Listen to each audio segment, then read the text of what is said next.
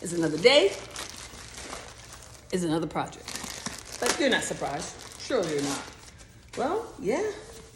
I'm about to go in and paint that number behind me. Well, it was well overdue. I needed to have painted this thing moons ago, but you know, when inspiration hits, it hits, and here it is. It's hitting, and it's hitting hard. So I chose to use the same color as the kitchen cabinets to keep everything cohesive and uniform and keeps the eye just flowing. And it pops against the walls that I have, the white, beigey, creamish walls, whatever you want to call them. Here I am, I'm using my tack cloth. I'm getting all the excess dirt and grime and sawdust, so therefore I'll have a smooth surface when I spray it. It's go time. Showtime.